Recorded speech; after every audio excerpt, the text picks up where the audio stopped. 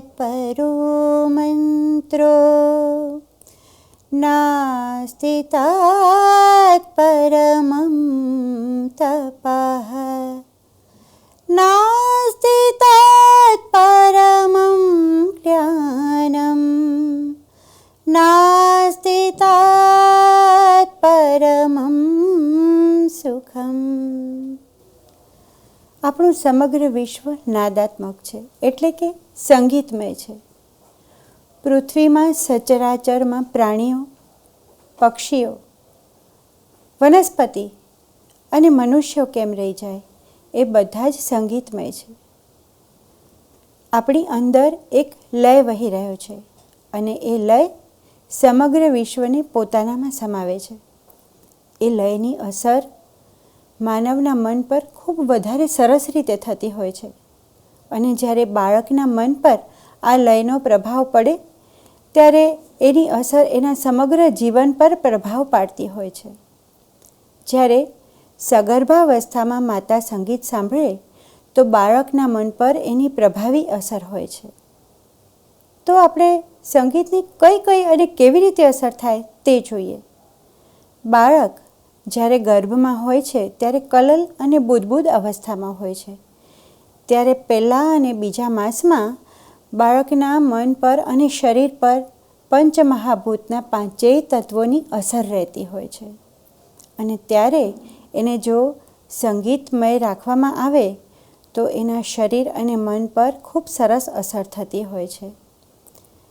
વિજ્ઞાનીઓએ પણ આ બાબતે ઘણા બધા સંશોધન કર્યા છે અને એવું કહ્યું છે કે જે બાળકને ગર્ભાવસ્થાથી જ સંગીતની સાથે રાખવામાં આવ્યું હોય એ બાળક આગળ જતાં સારી સ્મરણ શક્તિ, તીવ્ર ગ્રહણ શક્તિ અને ભાવનાત્મક રીતે પણ ક્ષમતાવાન હોય છે.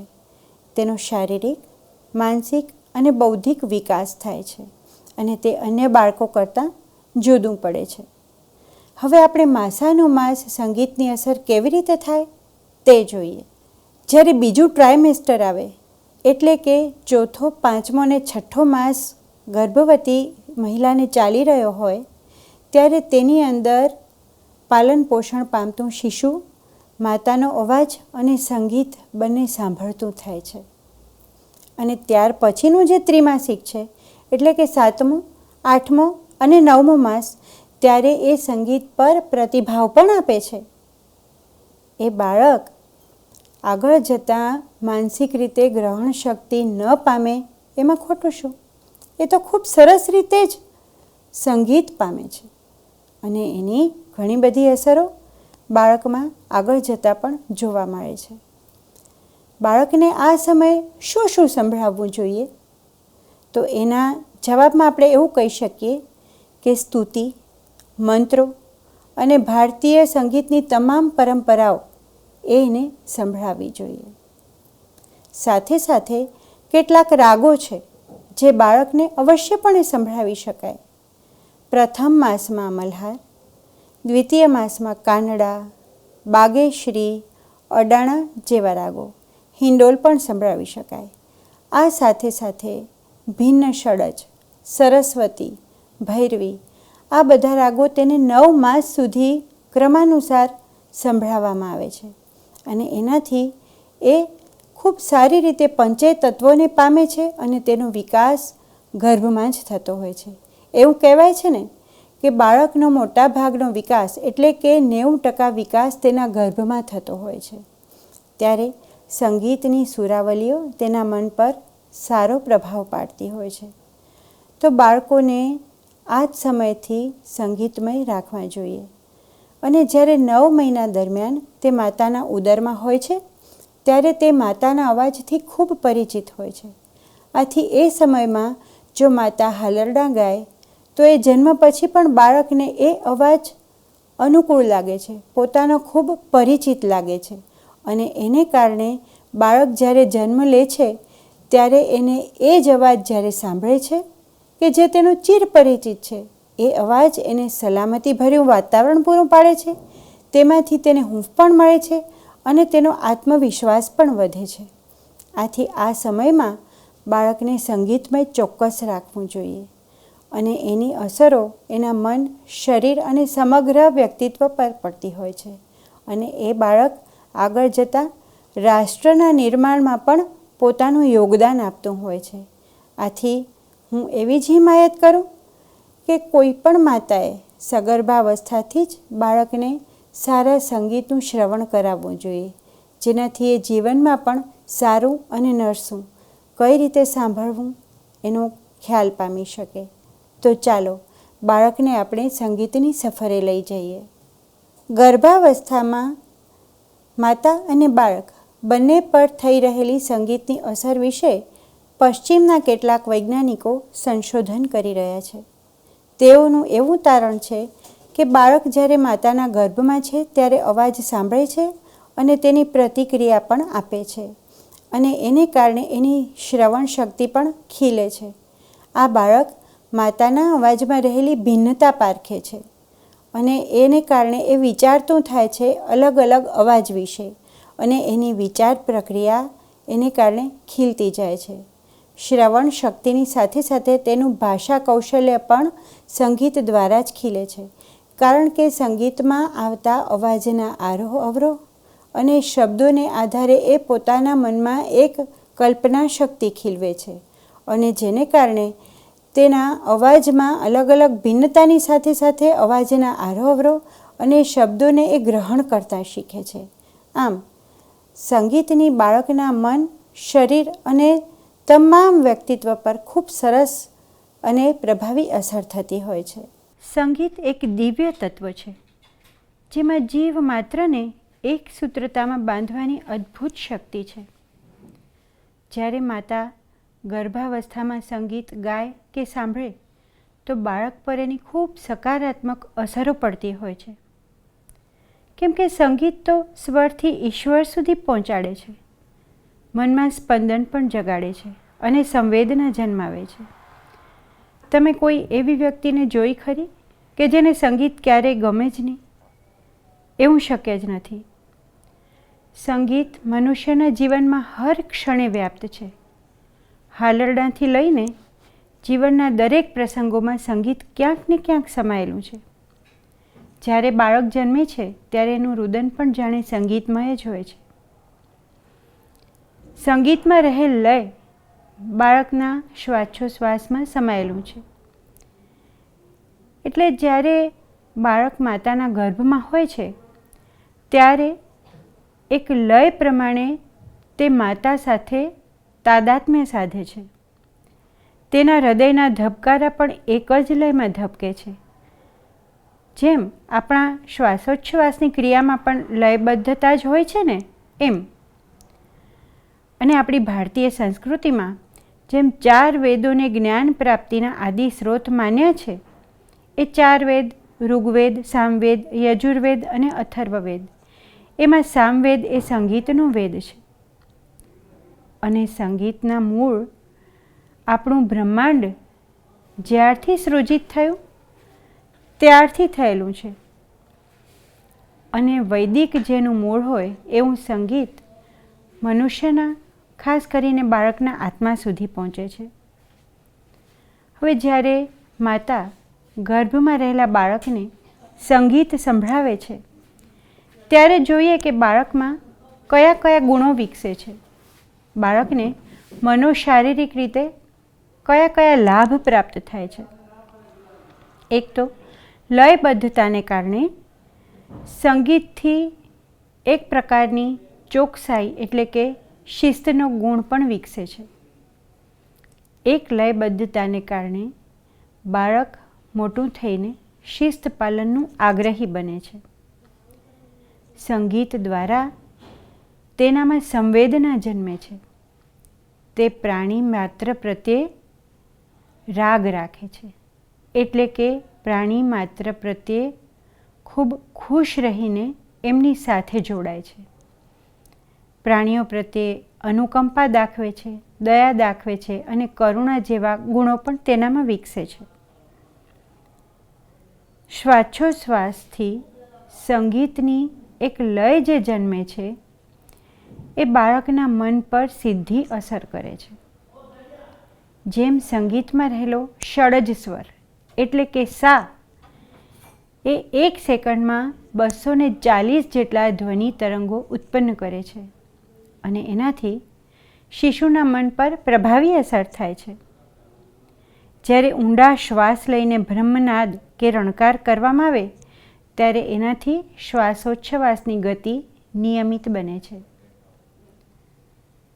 ઉપનિષદ કાળમાં પણ જ્યારે વૈદિક ઋચાઓ બોલવામાં આવતી હતી ત્યારે ઋષિમુનિઓ દ્વારા ખાસ એ વાતનું ધ્યાન રાખવામાં આવતું હતું કે એનું ઉચ્ચારણ એકદમ સ્પષ્ટ હોય અને સાંગીતિક લયબદ્ધ હોય અને એનાથી જ બાળકના કે શિષ્યના જ્ઞાનેન્દ્રિયોનો વિકાસ થતો હતો.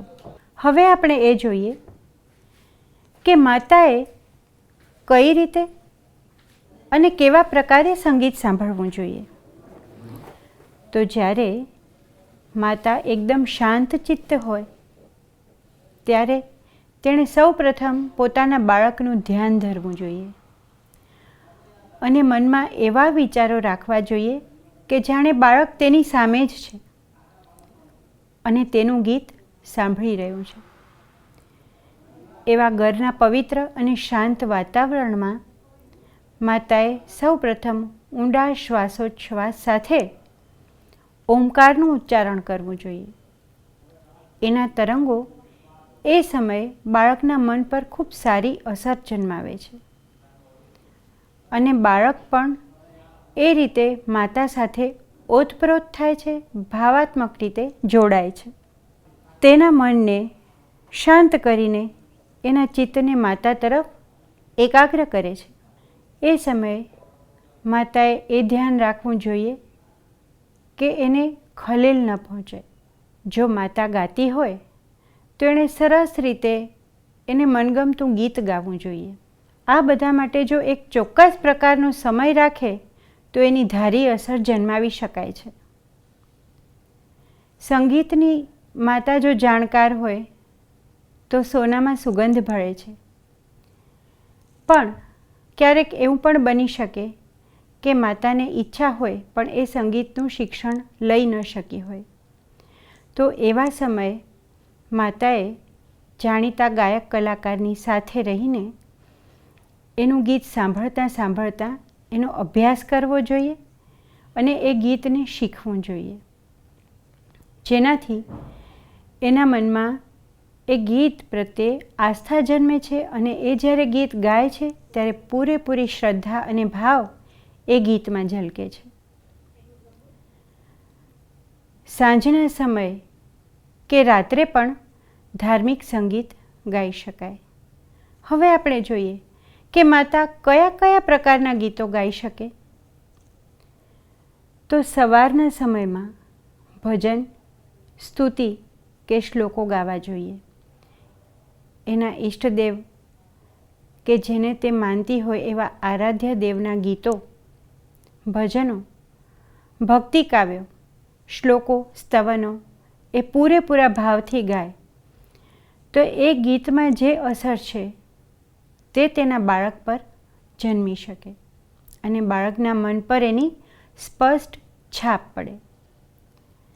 તે ઉપરાંત સુગમ સંગીતના ગીતો કે જે પ્રકૃતિને લગતા હોય, કે જેમાં પ્રકૃતિના તત્વોની વાત હોય, ચાંદ, સૂરજ, તારા કે કુદરત પ્રત્યેના અહોભાવની વાત હોય, એવા ગીતો પણ તેને પ્રકૃતિ સાથે જોડે છે અને બાળકમાં પણ એ પ્રકારનો ભાવ જન્મે છે. એટલે એવા એ ગીતો ચોક્કસપણે ગાઈ શકે. એ સિવાય કોઈ ફિલ્મી ગીત પણ જો સારા અર્થ ધરાવતું હોય એ ગાઈ શકે. પણ ગીત ગાતી વખતે માતાએ એ ધ્યાન રાખવું જોઈએ કે તેનું સંગીત શાંત, ધીમું અને આહલાદક હોય, જેને કારણે બાળકના માનસમાં જે તરંગો ઉદ્ભવે છે તે પણ શાંત હોય અને એને કારણે બાળક મોટું થતાં શાંત ચિત્તે વિચારવાળું અને પરિપક્વ બને છે. સામાન્ય રીતે માતાઓ ગીતો મોબાઈલમાં સાંભળે છે તો મારે ખાસ એ સૂચન કરવું જોઈએ કે મોબાઈલના ગીતો તમને થોડો સમય આનંદ આપે, પણ એના રેડિયેશન્સ છે એ તમને અને તમારા ગર્ભમાંના બાળકને ખરાબ અસર કરી શકે. એટલે બને તો એ ગીત કંઠસ્થ કરી લેવું જોઈએ. અને રાતના સમયે બાળક માટે હાલરડાં ગાવા જોઈએ. જેમ જન્મ પછી માતાઓ બાળકને હાલરડાં દ્વારા સુવડાવે છે, એ જ રીતે જો એ સમયનો અભ્યાસ કરેલો હશે તો પાછળ ઉપર પણ માતાએ હાલરડાં યાદ નહીં કરવા પડે. આપણા ગુજરાતી સંગીતમાં હાલરડાંનું ખૂબ મહત્ત્વ છે. હાલરડાંના કેટલાક શબ્દો એવા છે કે જે બાળકને શાંત નિદ્રા અપાવે છે અને બાળક જ્યારે ઉઠે છે ત્યારે ખુશખુશાલ હસતું રમતું હોય છે. હાલરડાંના તરંગો પણ બાળકના મન પર સ્વસ્થ અસર જન્માવે છે. હાલરડાંના જે શબ્દો છે તેની સાથે સ્વરોનો ઢાળ અને ચોક્કસ પ્રકારની લય જ્યારે બાળક સૂતી વખતે સાંભળે ત્યારે એમાં એકાત્મ ભાવ અનુભવે છે. ક્યારેક આપણને એ પણ પ્રશ્ન થાય કે શા માટે હાલરડાંની રચના કરવામાં આવી હશે? બાળક શું સંગીત સાંભળ્યા વગર ન જ સૂઈ શકે? એને હાલરડાં સાંભળવાની શું જરૂર પડે? તો એના માટે મારે એ કહેવાનું કે હાલરડાંના જે શબ્દો છે એ જ્યારે બાળક સૂતી વખતે સાંભળે છે ત્યારે બાળકના અર્ધ જાગૃત મન એટલે કે સબકોન્શિયસ માઇન્ડ પર એની અસર જન્મે. એટલે ક્યારેક સંસ્કારોની વાત, આપણી ધર્મની વાત, દેશભક્તિની વાત કે જે કોઈ વિચારો આપણે આપણા બાળકના મનમાં દ્રઢ કરવાના હોઈએ અથવા આપણે એવી ઈચ્છા ધરાવતા હોઈએ કે આપણું બાળક મોટું થઈને સકારાત્મક વિચારસરણી ધરાવતું બને, ત્યારે એ સબકોન્શિયસ માઇન્ડમાં રહેલા વિચારો બહાર આવી શકે અને એના માટે હાલરડાં ખૂબ સરસ માધ્યમ બને. હાલરડાં દ્વારા આપણે ઘણી બધી સમજણ અને શીખ બાળકને આપી શકીએ. એટલે બાળકને ખાસ આવા મનોવૈજ્ઞાનિક કારણોની અસર હેઠળ મને એવું લાગે છે કે સૂતી વખતે હાલરડાં સંભળાવવામાં આવતા હશે. તો એ જ ગીતો તમે બાળકને સગર્ભાવસ્થામાં પણ સાંભળીને એને તૈયાર કરી શકો. જ્યારે ગર્ભાવસ્થાના ચોથા મહિનામાં બાળકની શ્રવણેન્દ્રિય એટલે કે કાન બનતા હોય ત્યારે એને તમે સારું સંભળાવવાની ટેવ પાડો અને એને કારણે બાળકની શ્રવણ શક્તિ પણ ખીલે છે. આધુનિક વૈજ્ઞાનિક સંશોધનોએ પણ એ સિદ્ધ કર્યું છે કે સંગીત એ ગર્ભસ્થ શિશુના કાન અને મગજને સારી રીતે વિકસાવે છે. સંગીતથી શ્રવણ શક્તિ અને ગ્રહણ શક્તિ વિકસે છે. બાળક સારું અને નરસું એવું સંગીત અલગ અલગ પારખતા પણ શીખે છે. આપણી સેન્ટ્રલ નર્વ સિસ્ટમ મગજ સાથે ઓડિટરી નર્વ સિસ્ટમ એટલે કે સાંભળવા માટેના જ્ઞાનતંતુના જે જોડાણો છે તે બીજી બધી ઇન્દ્રિયોના જ્ઞાનેન્દ્રિયો કરતાં 6 ગણા વધારે એક્ટિવ હોય છે. અને એટલે જ કોઈ વ્યક્તિ બોલે ત્યારે એના શબ્દોની અસર કરતાં સંગીતના લય, તાલ અને સૂરની અસર મગજ પર તરત અને વધુને વધુ સારી રીતે થાય છે. જ્યારે બાળક સંગીતના ધીમા સૂર પ્રસરતા હોય ત્યારે એ સૂરો સાંભળે ત્યારે પ્રફુલ્લિત બની જાય છે અને બાળકની ગ્રહણ શક્તિ, શ્રવણ શક્તિ ત્યારથી જ વિકસિત થવા માંડે છે.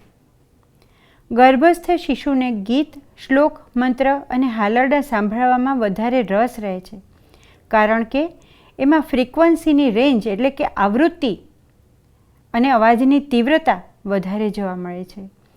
અને ગાતી વખતે આપણી અંદરની લાગણીઓ પણ એ વખતે વધારે શક્તિશાળી બનતી હોય છે કે જે બાળક સુધી આપણો વાલપનો સંદેશો પહોંચાડે છે. એટલે માતા જ્યારે પોતે ગાય છે ત્યારે બાળક એકાગ્ર થઈને સાંભળે છે. એને લાગે છે કે જે અવાજ સતત મારી સાથે છે એ જ આ ગાઈ રહ્યો છે અને એ મને ખૂબ પરિચિત છે. એટલે એક બીજું સૂચન એમ પણ કરી શકાય કે એક ચોક્કસ પ્રકારનું હાલરડું એક ચોક્કસના સમયે જ્યારે ગાવામાં આવે અને પછી જ્યારે જન્મ પછી એ બાળકને એ જ સમયે સંભળાવવામાં આવે ત્યારે બાળક હૂંફ અને સલામતીનો અનુભવ કરે છે. તેને એવું લાગે છે કે હું આ દુનિયામાં પણ ખૂબ સલામત છું. મારી માતાનો એ અવાજ જે પહેલાંથી મારો પરિચિત છે એ જ અત્યારે મારી સાથે છે અને એ અહેસાસ બાળકના મનોવિકાસમાં ખૂબ આધારભૂત છે. સંગીતમાં શાસ્ત્રીય સંગીત સાંભળવાનું સૌથી વધારે સુરુચિકર એટલા માટે બની રહે કારણ કે સંગીતના જુદા જુદા રાગોનો પ્રભાવ શરીરના જુદા જુદા અંગો પર પણ થતો હોય છે. જેમ સગર્ભાવસ્થાના પ્રત્યેક માસમાં શરીરના જુદા જુદા અંગોનું નિર્માણ થાય અને એનો વિકાસ થાય, એ જ રીતે એ રાગોની તે અવયવો પર પ્રભાવી અસર પડે છે. આથી આ સમયમાં દરેક માસ દરમિયાન જુદા જુદા રાગોનું અને જુદા જુદા પ્રકારના સંગીતનું શ્રવણ કરવું જોઈએ. જ્યારે માતા ગાતી હોય છે ત્યારે બાળક તેને સાંભળીને તેની પ્રતિક્રિયાઓ પણ આપે છે. તેને પણ પસંદગીનું સંગીત હોય છે.